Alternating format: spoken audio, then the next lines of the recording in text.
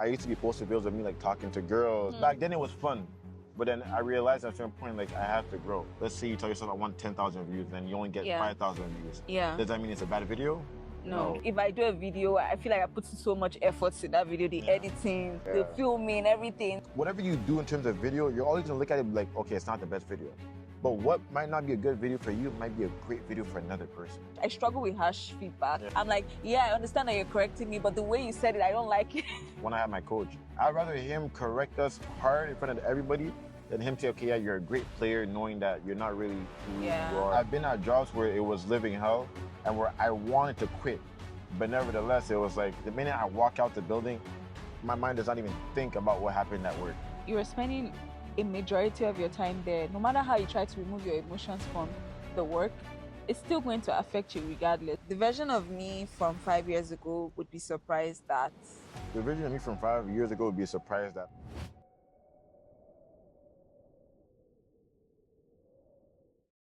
Hey guys, welcome back to another episode of the Behind the Story podcast. And, I'm always excited whenever I get to do another video for you guys. I'm super, super excited to be back again. And for those of you who have been watching, you've been OGs, you've been on this journey with us, welcome back again. I hope you are subscribed though, because, we're going to bring that content after content. So yeah, today's episode is going to be very, very interesting. I'm here with Abraham. Hey guys, it's Abe Oasis. If you guys aren't aware, yeah, I have a YouTube channel as well. Yeah. I'm here on this podcast episode and I'm delighted to be here. Yeah, exactly. Abraham, I knew him from work. We used to work together and he always struck me as someone that is very confident, knows what he's doing, and he's pretty young too. So I was just like, okay, he seems to have, started very early and, kind of like figured life out, but like it seems to have really just started like you're on your grind, you started your YouTube channel, you talk about all these life experiences. So I'm just really curious to know, like, where did you draw your confidence from? So in terms of confidence, like I personally feel like it's always been like a in me type of thing, like confidence thing it's not about how you act or what you wear, it's about who you are as a character, Like me personally, ever since I was young, like I've always been the type of guy where like I'm extrovert, I like talking to people, I like meeting new people. So it's like the confidence really came from me being able to naturally talk to people, naturally flow with people, and actually, just be able to understand people with like psychology in terms of how to actually interact with people, to be honest. Yeah. So you've always been great at interacting with people. You were never shy. No, I was never a shy person, but like there were certain moments where like the only time I was shy, if I'm being honest, was when I was doing like class presentations.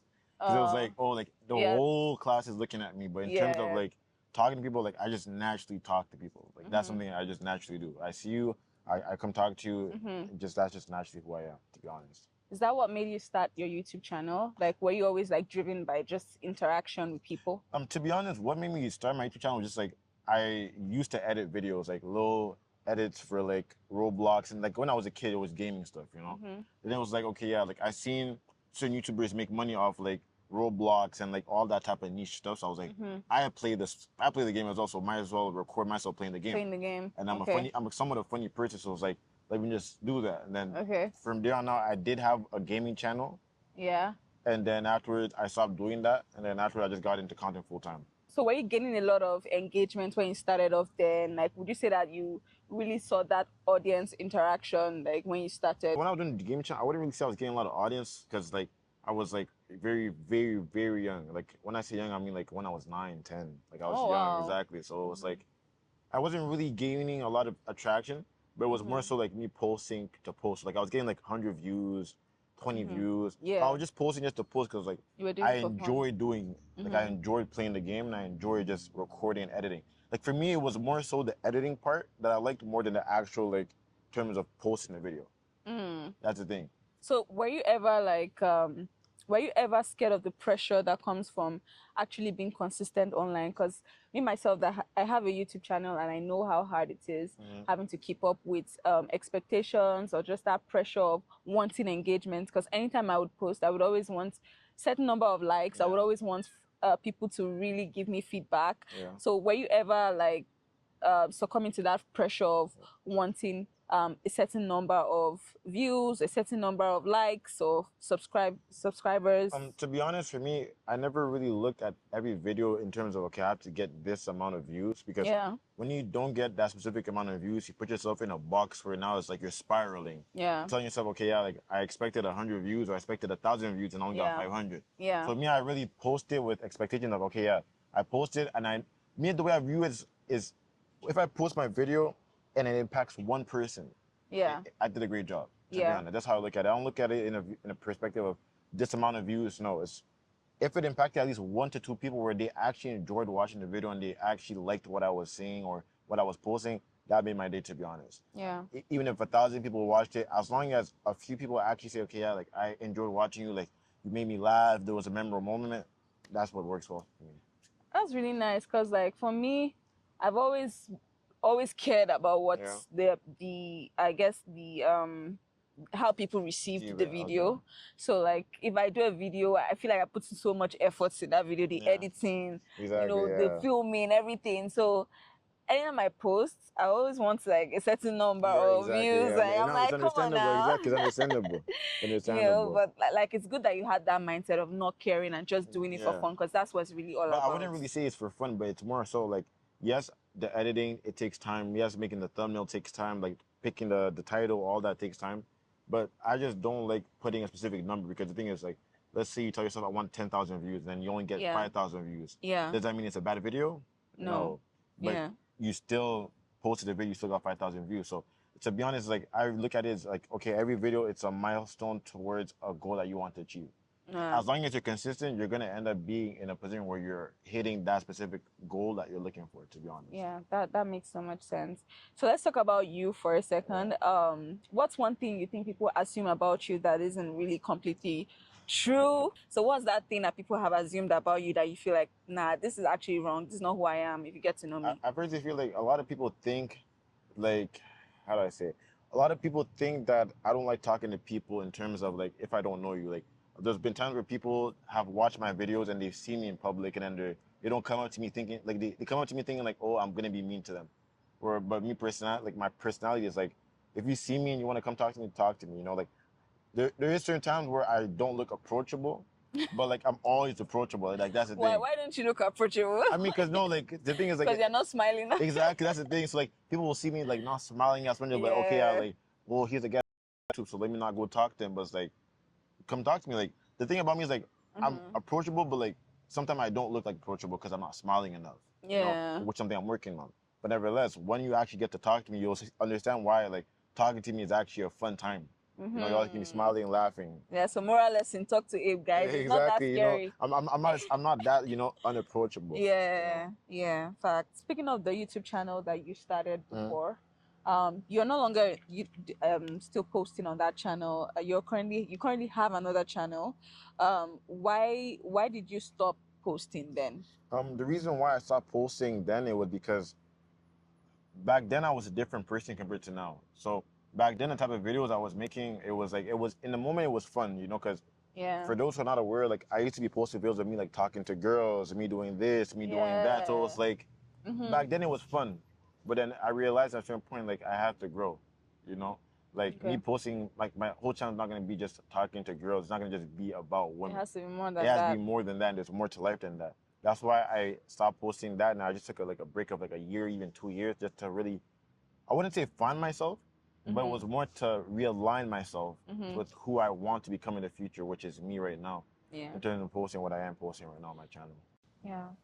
Yeah, that makes so much sense. And yes, you can always change. There's nothing wrong with changing. I think that's the fear people have. They're like, oh, how do I change? I've already started like this. People already know me as this person. Yeah. But there's nothing wrong with actually switching things up, and nothing wrong. You're just becoming a better version. Okay, so we're going to move into a very interesting segment. We're going to play a little game. Perfect. And then in this game, the rules are you have to say, I'll give you a couple scenarios, and you have to say which one, whether you're going to keep it or quit it. Okay. So you have to choose one and then explain the reason why you are deciding to keep it in this scenario or quit it this time around. Okay. So let's get started. So what will you do in this scenario? You find a job that pays you well, but makes you miserable. Or you have a job that doesn't pay you as well, but gives you peace. What will you do in this scenario? So first option is, will you keep it, or will you keep the job that pays well and makes you miserable, or will you quit? Define miserable. Like you're not happy. You're just, you're not happy. But you're not excited to go there. But what's frustrating in pay? Like what's the difference though? There's a lot of money, like as high as you can think of. It's paying all your bills, giving you a good life. Like a person, I would stay at the job that I'm not happy at. You like money like this? So it's not, like the reason why I say that because personally, like the way I view work, I view work in a way of like, okay, you go there for a specific amount of time and then you leave. Me, work does not define me. Like the job I work at does not define who I am. Yeah. What I do after the job defines who I am as a person. Okay. If I have to go to work for 8 hours at a job that I'm not really happy, but I am getting paid well, I'll do it because I know at the end of the day, once I clock out, the life I live is going to be substantially greater than the life I'm working. Because yes, in life, sometimes you're working as placed and you're not happy, but at the end of the day, like you're gonna reap the rewards. But the thing is, yes, you being at a lower paying job and you're gonna be happy, but at the end of the day, it's like I am the type of person where like I have an entrepreneur mindset. So it's like, personally, if I had to pick a job that I wasn't really happy but it's paying well, I'd pick that job knowing that okay, yeah, after work I'm working on my 5 to 9. That's bringing me more income. That's actually making me happy. Yeah, it's easy to say this, but the reality is experiencing it is something else. Yeah. Because there are some jobs that you do. You have to think of it this way: you spend 80% of your time at work. Yeah. So majority of your experiences, the people that you meet, your interaction is happening in the office. Yeah. So if you're in a very bad place, it can actually make, that means that you're 80% of the time you're not happy, you're doing something that isn't making you as joyful, you're drowning in depression. I agree to disagree though. Yeah, but then it's work, but then you're spending time there, dude. I feel like you don't have to necessarily like your job, but you don't also have to hate it. But the reason why I disagree is because I've worked in job environments where it was living hell. But me, the way I view jobs, like I've been from job to job, the way I view work is I come there, I do what I have to do, and I leave. Whether you have a bad day, whether the whole office is having a bad day, I don't let people impact the way I feel. Like, yes, in terms of like the position, the job, it might be hard, quote unquote. Yeah. But every job I go, I tell myself, okay, I'm going there for me. I'm not going there for this person, that person. I'm not going there for that. I'm going there to do what I'm supposed to do. If it's hard, it is what it is. Yeah. But there's been time where I've walked into outfits and everybody's having a bad day. That does not mean I'm having a bad day. I'm having a great day. But yes, environment does play a factor into your it shapes feeling. Your whole life. It shapes your whole life. It shapes your whole life to an extent. It shapes your life to an extent because yes, you're around people that aren't really happy, but nevertheless, if you're a happy person and you don't let people's opinion or let people's feelings or emotion impact you as a person, you're not going to be impacted. And I'm telling you from experience personally. Yeah, but I get it. But then you're spending a majority of your time there. No matter how you try to remove your emotions from the work, it's still going to affect you regardless. Because if you're not happy, then you come home and you're going to transfer that same unhappiness to other aspects of your life, don't you think? For me personally, I don't do that. That's not how I view it. Like me, because I've been at jobs where it was living hell and where I wanted to quit, but nevertheless, it was like the minute I walk out the building, my mind does not even think about what happened at work. I don't think about what happened at work. I don't think about any interaction. I could have got into an argument with a coworker in the morning. I'm not thinking about that. So immediately you drop your bags close your laptop, you've removed. My mind is gone elsewhere. I like that actually. My mind's gone elsewhere. Because the thing is, I don't like to let people affect my day. Yeah. Unless it physically affects me, like in terms of like it's harming me, then yes. But like the minute I walk out of the building, I don't think about anything that happened in the building. Like you want to talk to me about something that happened at work, we'll talk tomorrow at work. Like, that's tea. That's a good way to see it. That's how I view it. That's how I personally view it. Yeah. Next one, a creative project that receives very little engagement. I think I know this one. You're gonna keep it. Yeah. What makes you say that? Because you already explained now that you don't really care for engagement per se. You just do it for fun. I wouldn't say I do it for I wouldn't say I don't care about engagement, but I don't have any expectations when I post a video because you never know. Like one video might get 10K, the next video might get 3K. So like what I tell myself, okay, every single video I need to get 10K. No, but obviously there's certain expectation that I have for myself, and so, and I tell myself, okay, at least I need to hit this threshold. Okay. So I'd keep it. Okay, fine. Okay, nice. I expected that. A side hustle that takes all your free time. Are you gonna keep it or quit it? Keep it, 100%. Keep it. You don't want to have time to just go on vacation. You just want side hustle. You can do it anywhere though. I could be on vacation doing a side hustle. That's the thing. But then you're working. It's not the same. It is, because everybody's side hustle is different. For example, let's say my side hustle is me running a Shopify business, a Shopify store. I could be on my lap. Like, it takes 1 to 2 hours a day to optimize it, and then from down on, you just let it run. Yeah, but I think in this context, the side hustle we're talking about is you having a 9 to 5 and then coming home and then having to do the side hustle, not having any time to rest. So would I keep it or quit it? Or even the weekends you're working. That can be annoying. I've done it. I'm still doing it. And I've done it before too. Hate it. But I wouldn't say throw it. I'd pretty say keep it. Pretty keep it. Because I'm a workaholic. Exactly, I'm a workaholic. So I like working, to be honest. You know. I like working, but if I could make money and not work. Yeah, 100%. You know, but I like working. I like working. Exactly, I like working. Yeah, okay, makes sense. So we're gonna move to the second game. Now you're gonna have to pick your struggle. So this one is a struggle option, but then you have to pick which struggle you feel like you can bear with. Okay. Yeah. The first one, have 1 million followers but little money, or earn little money with only 2,000 followers. Which one? So have 1 million followers, but you're not earning anything. You're just having followers. They're just having the recognition and the engagement and whatnot. But you can also have the option to just have 2K followers, but you're earning much more than someone who has a mil. 2K followers. 2K followers. I know, right? I know, right? Because followers does not determine your pockets, nor does it determine who you are as a person. Like, you could have 2K followers, by the end of the day, like, if you're making a living off you having 2,000 followers, you're doing great for yourself.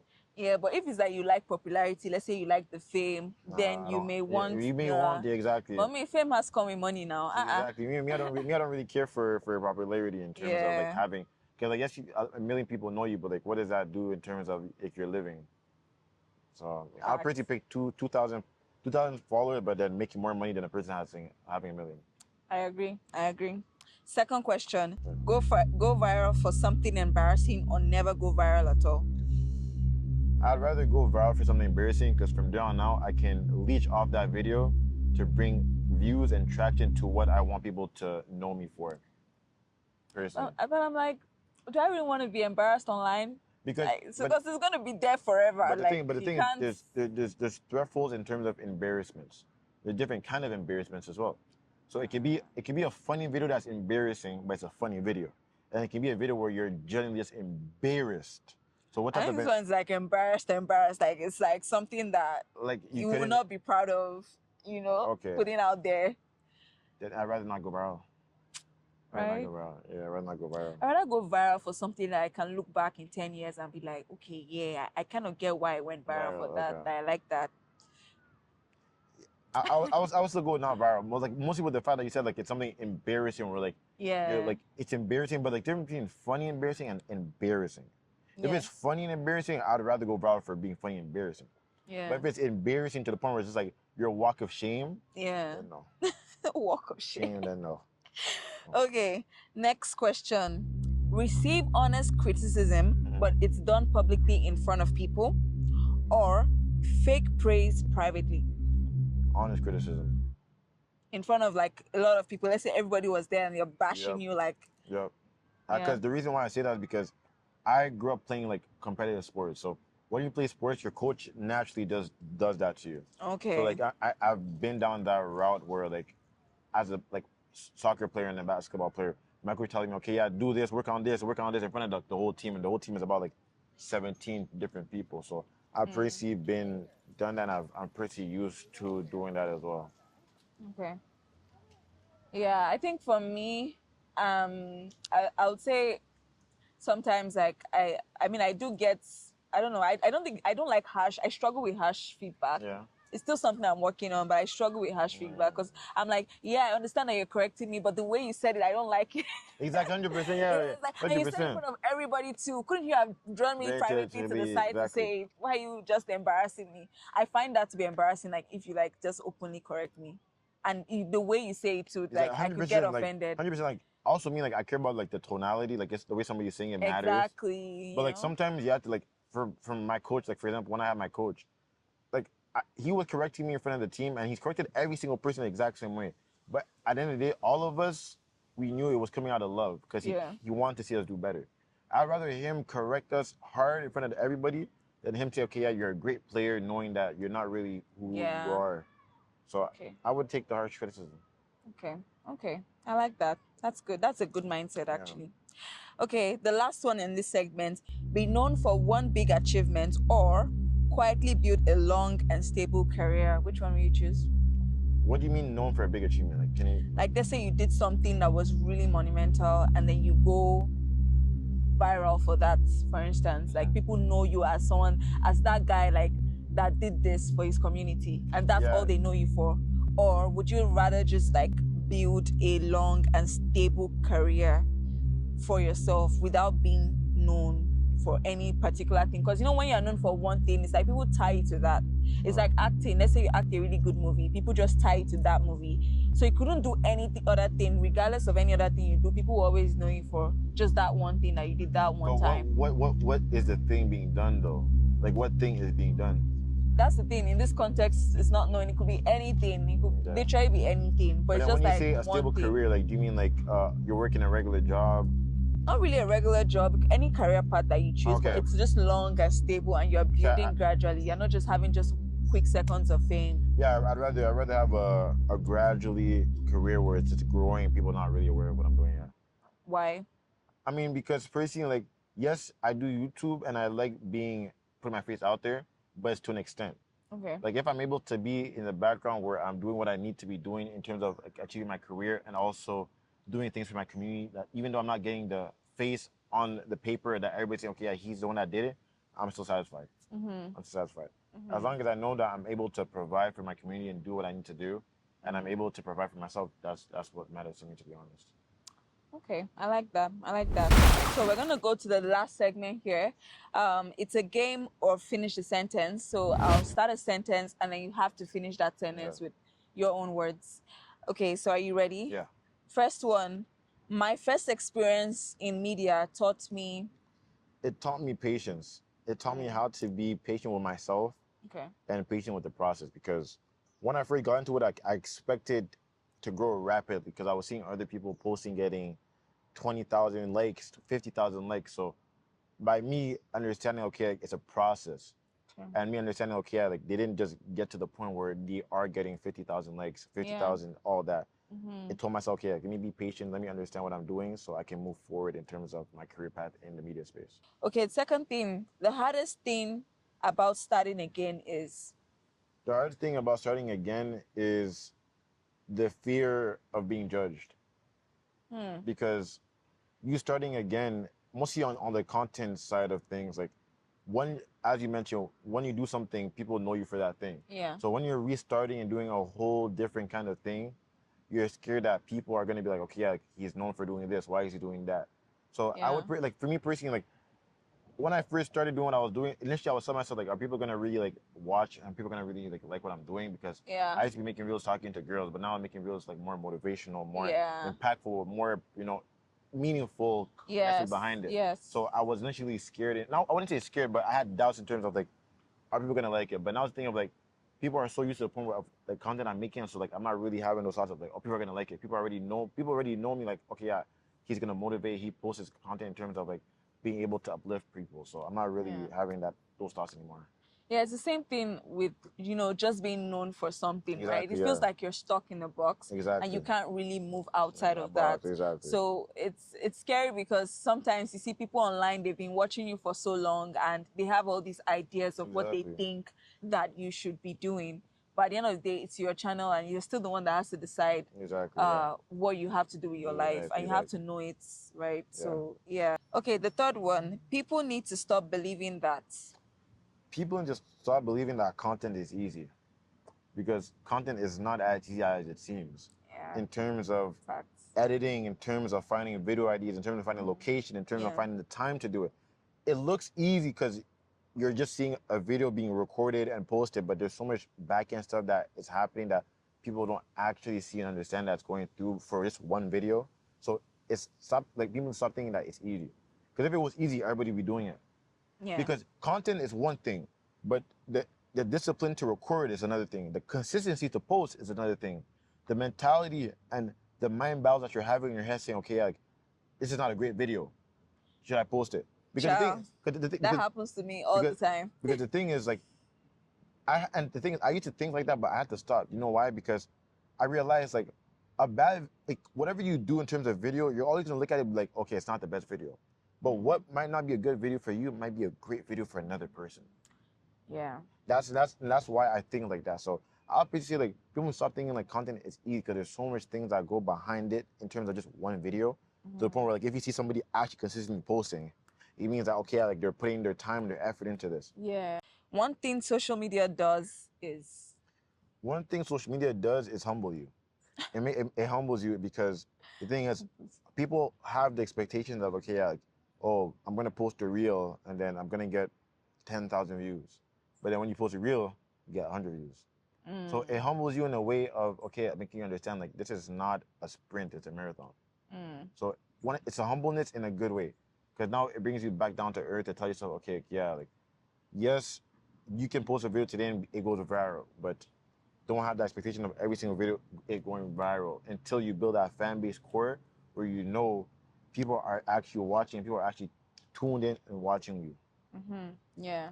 Yeah, it will humble you. You think that, oh, this video it's so gonna be good. that. This is gonna be the viral video. You post it and they're like exactly 10 likes. exactly.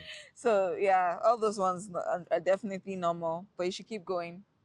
Last one, the version of me from 5 years ago would be surprised that.